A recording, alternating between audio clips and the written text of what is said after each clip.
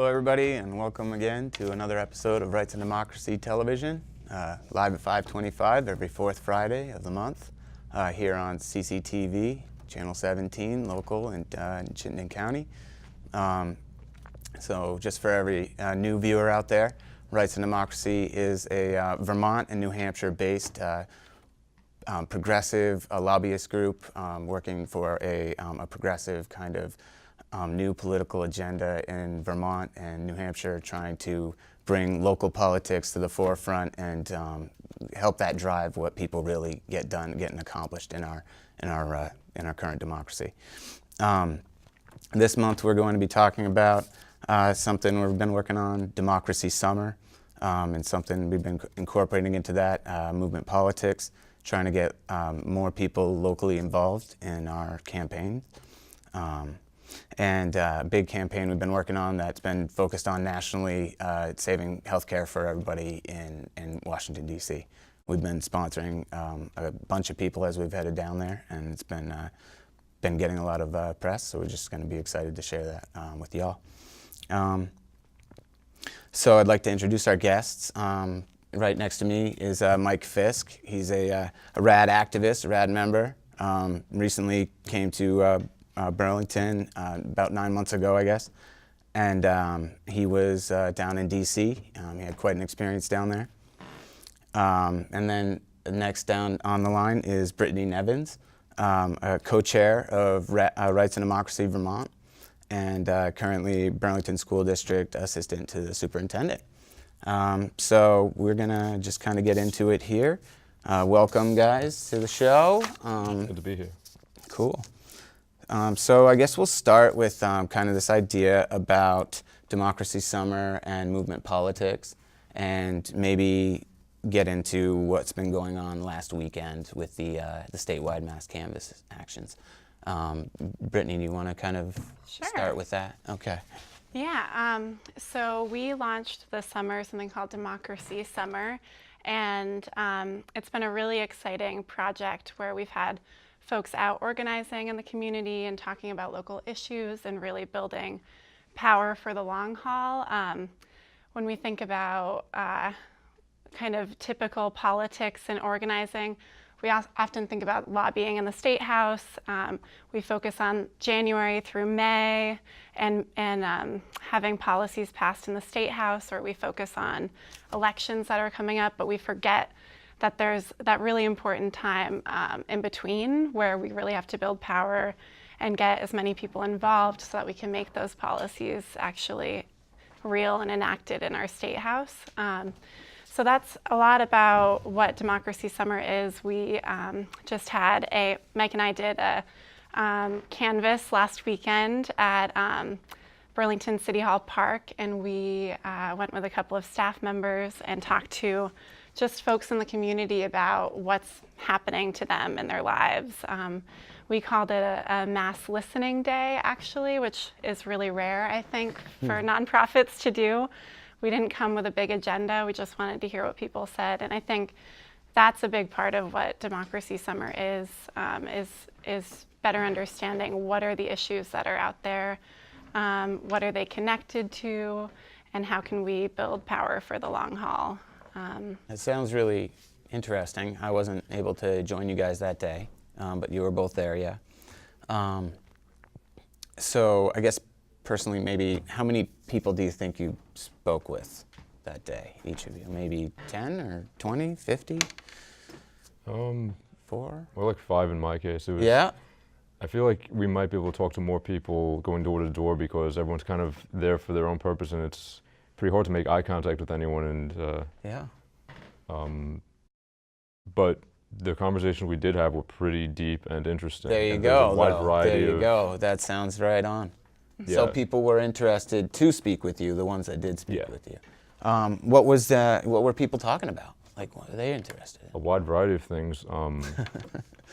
You know, one guy was from South Carolina, was concerned about news anchors and their biases and how they would cherry pick facts which were true but which paint a misleading picture.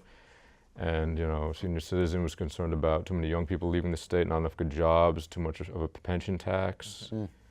A woman on Church Street was concerned about this government agency. I forget what the acronym is, FBC or something? I think it's Department for Children and Families, DCF. DCF, which has a tendency to take away the kids of families because they're hooked on opioids. But I feel all these problems tend to tie together. You know, you can always find a root where the root of that problem is that, you know, this corrupting influence of money in the political system, and how it just results in the needs of corporations being put over those of people. Like with the DCF, you know, the opioid crisis is largely due to the pharmaceutical industry not wanting people to grow marijuana, for example, which is actually strongly preferred by those who have tried both marijuana and opioids for pain management, but they don't want that. And there's, for any of these issues, you can tend to find that root. These roots that are the drivers of this problem, and where we're focused over here. If we travel, we can see what's going on. Right, they're all like different manifestations of the same issue, which is why we need to work together, even if we have different, you know, pet issues that we're concerned about. And I think just to add to that, even though I think I talked to about 5 people as well. And even though we only talked to that many people, it was really great to have those in-depth conversations. And Mike and I hadn't done, at least I hadn't done a training or done canvassing since college or sometime around then.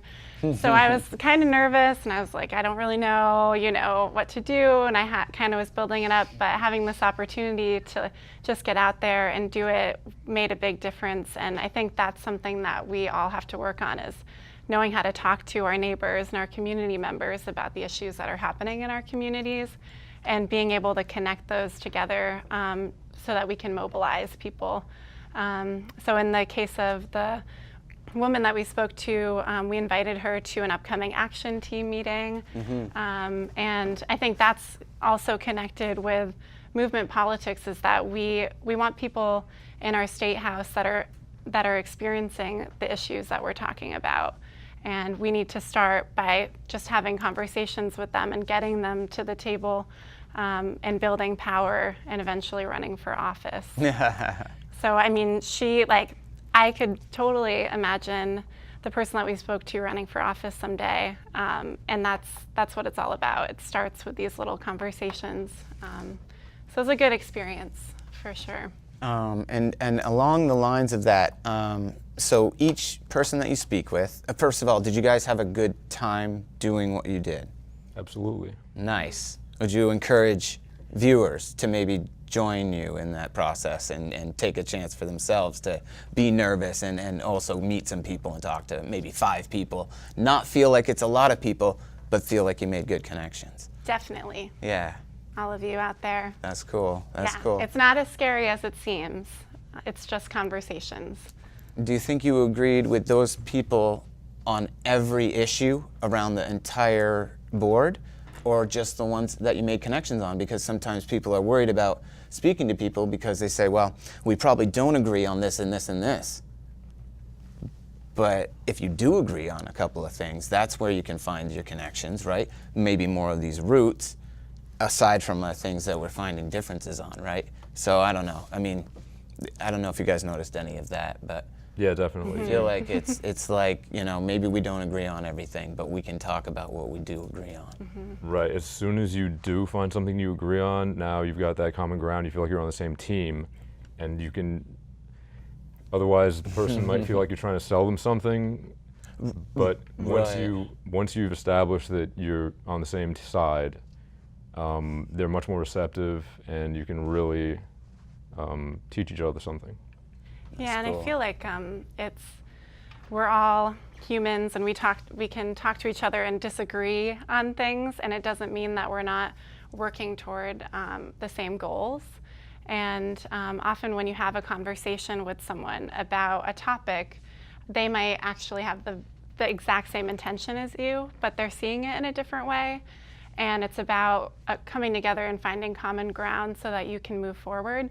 And I think even if you walk away from a canvas and you don't get their information, being positive and having that conversation and just opening their minds for a second and opening your mind to You learn, their right? perception. We learn. And yeah, we're both learning, and those positive experiences go a long way. And they might find us, a couple weeks later out there and be like, I thought about that a little bit more, and I'd like to hear more. I'd like to learn more. Yeah. And I think that's the approach that we have at Rights and Democracy, is that we're not stuck in these boxes, like red or blue. We're trying to talk about these issues because that's what really matters. we've got 8 campaigns, 9, 10 campaigns, and they're not focused on red or blue. They're focused on issues. Mm-hmm. Exactly. So check them out and, see what's up. Let's see. So a little more about Democracy Summer. That's along with this mass canvas. What else is that? Yeah, so there are a variety of town hall meetings that are coming up, and you can find more info on our website at radvt.org. And we're still, I think, figuring out exactly when those are going to be, but they're going to be really powerful gatherings where we're going to be able to come together and talk about what's happening in our community. Around the state. Yep. And we actually, when we launched Democracy Summer, for the first time, we did so through like a interactive kind of television way. That's probably not the exact technological term. A live Facebook event or something? It wasn't that. It was like basically, I can just describe it. It's fine. It probably doesn't matter. Yeah, and it'll help clarify. Okay. But we had a launching event in Burlington, and we had organizing teams all across the state that were playing it on their TVs at house parties. And this is the new technology that we're trying to tap into. This is the technology that was used on the Bernie campaign. We want to make sure that the work that we're doing is accessible. So that was a really exciting way to get people across the state cued in. And these events will happen across the state. So there might be one in your local community coming up. So definitely check us out online. Radvt.org. You can always check that out. We'll try to keep you updated there as much as we can. So maybe let's talk about Washington, D.C. and fight for healthcare. So you had a chance to get down there, Mike? Yeah. Okay. How was that? Well, for me, it was just fun. I mean, there were a lot of people that went down and actually were taking a real risk, that either they'd been arrested multiple times, and if you get arrested a third time, you can have real charges pressed. What were you getting arrested for? What's like? Civil disobedience. Okay, right. The plan was to go down to the Senate office buildings and to go into the offices of the senators who were trying to get the ACA repealed, and to use the mic check technique to loudly tell some of our personal stories and to chant and basically make our opinions heard. And then what would happen is the police would come and tell us to leave the offices, at which point we would go into the hallways and sit there and continue chanting and mic checking until the police arrested us. Mm-hmm. And then we would, go and do what's called a post and forfeit, where you just pay the $50 bail and then leave and they don't bother you again. Well, that's standing up for healthcare, right? That's a neat one way to do it. Well, it's one way, and you take a unique opportunity. You said that was fun for you. Other people were taking more of a risk, but all of you were doing that action. You were doing that, and I thank you for doing that. Because you and everyone else who was involved. There was a lot of supporting people that did a lot of the. I really can't overemphasize how easy my particular job was for me. I really just, went and chanted and then got arrested, walked out. They put me on a bus. I was able to slip out of the handcuffs. I wasn't even uncomfortable. And then you just sit in a room for a few hours talking to really interesting people, and then you get out and that's it. Just learn a bunch of stuff. Well, yeah. Well, great. I'm glad that you found it so easy. I'm sure a lot of people may not find that so easy. What was kind of the best part of that for you overall? Everything about it, really. I mean, not one particular thing. Just it was a fun road trip. Met really cool people. had some fun. I mean, Have you ever been in the Senate offices before? I didn't go into those buildings. I've been to DC a couple times, but It's just like being in an office sitting there. yeah, you know, obviously the senators either weren't there or didn't want to talk to us. But Well, it seems as though you may have had an effect. Do you feel as though that that had something to do with the preventing action on the bill? I certainly can't say how much because there were just so many people and groups working in so many different ways to put pressure on the senators to prevent the repeal. So. So it wasn't just one massive hammer coming down. It was kind of Absolutely the not. Bernie-style fundraising way of activism. It was just a lot of different people coming in from a lot of different directions and putting that pressure on. You got to use a Well, lot of different approaches at once, hopefully. For now, I'd just like to point out that Trump lost. It's lost, loser. Okay, lost. You lost. Okay, you lost this. Okay, loser. All right. Anyway, we're gonna Sad. keep that going. Rights and Democracy is definitely there to be a part of that. And I'll just say too that, like you had mentioned, we partner with Center for Popular Democracy and other national organizations, and there are sponsorships available if you're interested in going down to DC for direct action, and you can contact us at radbt.org. It's certainly, I mean, we all kind of saw what happened last night on the national scale in terms of healthcare. And that is directly related to these direct actions, and it makes a big difference. So we're really happy that people are getting out there and putting the pressure on. So thanks for doing that. And that's part of movement politics, right? Is getting people involved at that level, and then later on, taking those experiences and stepping up maybe to school board or city hall or something. Yeah, I mean, we can't expect anything to change if we don't put ourselves out there and try to make a difference. And that looks different for everyone. There's lots of ways to do that. And this is one of those ways that we can put pressure on our government. And that's what a democracy is about. And we need to continue to hold our government accountable. Right now it's very confusing with the media, and we don't really know what's happening. And so we have to continue to put ourselves out there and not say that we're done or say that we're too tired or quit, because that's not acceptable.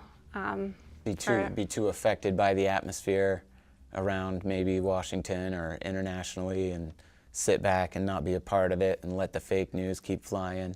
No. Yeah. Thank you guys for coming out here. You guys are real news. This is all real. This is all straight real, I think guys. it's real.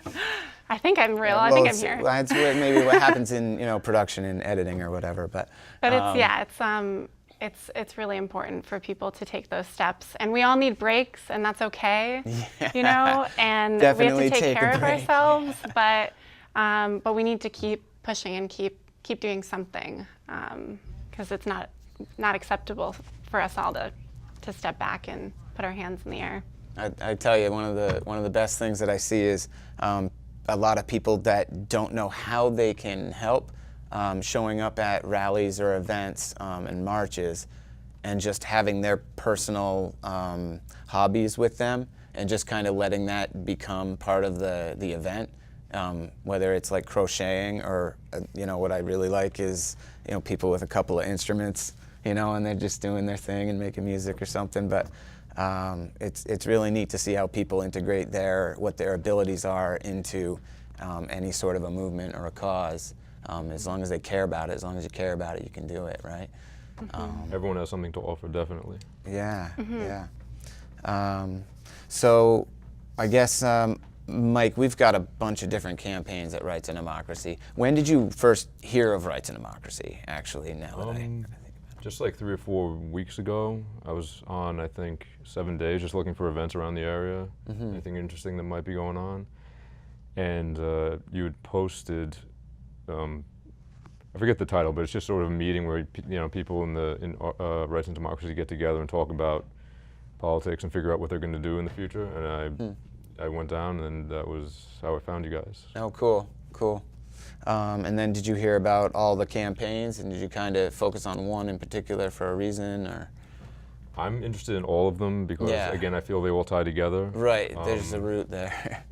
Healthcare did have a bit of a personal note for me because a few years ago I had some bad injuries and I was pretty badly crippled and I didn't have health insurance. So what happened was I barely recovered for like a couple of years, and then finally some provisions of the ACA kicked into my state, so I was able to get on Medicaid, and then I was able to get into physical therapy, and 6 months of that I was well on my road to full recovery, which I've now achieved. But so, you know, Congratulations. I'm sorry to hear about that, but congratulations. so yeah, it does bother me, the idea of, you know, tens of millions of people risking being kicked off healthcare because it really benefited me, and it also would have really benefited me if we had a single payer system that took care of everyone. I would have recovered far sooner. And so, yeah, I do care about that issue a lot, healthcare. Have you been thinking about healthcare lately for any reason? I actually had a really similar experience where I had knee surgery, and I was going to go into the Peace Corps, and I was finishing up grad school, and like just in a soccer game, like not exciting. I wish I could say that I was like scoring a goal, but I just kind of ran that way. And in a second, my whole future was like compromised. Because I couldn't go into the Peace Corps. I couldn't, all those plans were kind of fell apart. I was living at home. I didn't have a job. Did you have coverage? I did, yeah. So I was Okay. on my parents' health care. So I had, Goodness yeah, for luckily, that, right? you know, I was young and I had that, and that's what I really reflect on, honestly, is that I had all of these supports. I had housing. I had my parents to support me. I had transportation because they would drive me around. And if I were to remove those things, I would have become homeless and I would have gone into a cycle of poverty. And that kind of situational poverty where one crisis takes people into this rabbit hole is really common. And healthcare is a huge piece of that.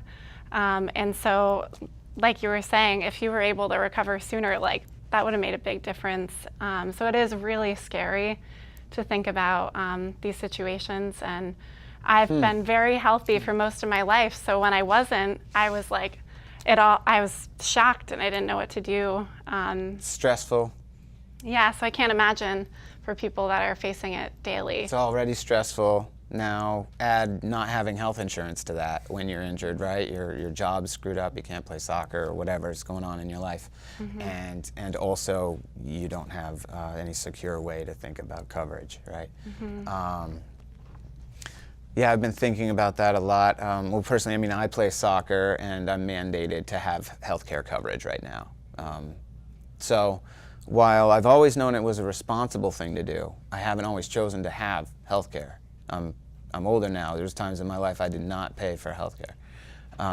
If it wasn't mandated, maybe I wouldn't have it. Maybe I'm playing soccer and my knee gets injured and I need $100,000 worth of medical care and I have no health insurance. That's not going to be good for my future. So sometimes we complain about that mandate, but I think overall, if I get $100,000 or $1 million worth of healthcare coverage and I don't have the money to pay for it and I don't have any insurance, somebody's going to pay for that, and it's going to be the people of the country. So we're going to pay for it one way or another. Let's get the single payer thing going. And on that note, what I'm finding hilarious here is that Republicans, they've been thinking only repeal. You know, come up with a good idea, come up with something that sells, and it'll sell. It'll be in the market tomorrow. Come up with it. You know, I've had 8 years of complaining about it or whatever, and the whole problem there. But yeah, let's find something better. Start looking at single payer on a nationwide scale. Start thinking about that. We'll save a lot of money for the right people, for the right people, right? Not just those. I think they're trying to save money for their right people. Right. So they're going to put this one down and jump on tax reform. Yeah. Okay. Yeah. Get ready for another loss, buddy. Okay. Anyway.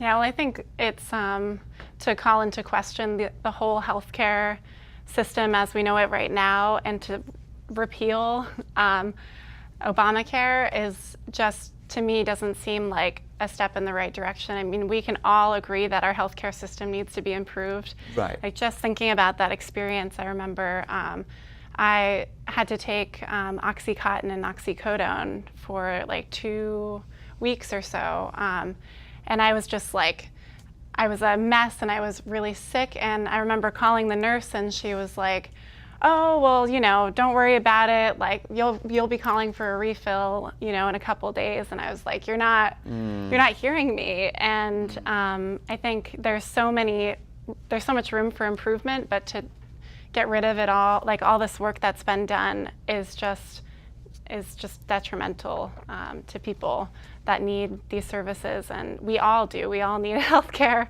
And if we don't right now, we will. So the support network is extremely important. It starts a little bit with everybody being covered and everybody paying into it so that costs are cheaper for everybody else. The less people that are on it, the more everybody else has got to pay to share the costs. Anyways. Yeah, I think we probably just have maybe 5 or 10 minutes left. Anything else you guys wanted to talk about? Local issues or anything? We probably have a lot of things coming up. Anything you guys are looking forward to as far as these campaigns or Right to Democracy events? I will mention one thing that I didn't really touch on with movement politics. Yeah. We do at Rights and Democracy have resources for people who are thinking of running for office. And there's a whole process that we have as far as endorsing candidates.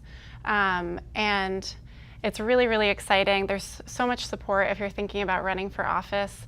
So definitely check us out online and contact us. There's a couple of trainings that happen, I think, throughout the summer and into the fall. So I just want to put that plug in. If you're thinking of running for office, definitely come and learn. I did a program called Emerge Vermont, which is for women who are thinking of running for office. And for women, it takes 7 times usually to be asked before considering running for office. And I think that's really common among people in general. Please do another ask right now. So run for office right now. Well, start it. We're not really in an election, exactly, but just start thinking about it. Just educate yourself because it's really, I think people find that once they take that step and they think about it, they have their whole community that rallies around them. One of our topics we were thinking about discussing today is Ali Zhang's election. Right. It's a perfect example. He ran for city council in Ward 7. And, you know, it took a few key people to ask him and to just put the bug in his ear. And he thought about it and he decided to run. And in a heartbeat, a whole community just rallied around him, and so many people that didn't know him too. So I just want to ask, this is one of the 7 asks for you to think about running for office. And yeah, I just wanted to put that plug in because it's extremely important to have. Speaking of Ali Zhang's campaign, Ward 7 in Burlington, it was very successful. I think about 60% of the vote to take home the city council seat. And that was against incumbents and locals, people that had had their name in the community a lot longer. Why did he win like that? Well, he knocked on as many doors as he could. He spoke to people. He looked them in the eye. He talked to them about the issues they cared about. And also, he had some help. We tend to stand behind people, and we want to help get people elected, the right people. So also know that we're there for you. Come on out to the meetings, radvt.org. Check out everything that's going on. I've loved being a part of the group so far, and I'm going to go to a couple trainings coming up. Anything else that you guys wanted to finish up with? We just got a couple seconds left. Well, you know. Yeah, just agree with what you just said. It's a lot of fun, really interesting people. Yeah. It's Pretty rad. All right. Well, thanks, everybody. Thanks. Thank you. All right. Have fun.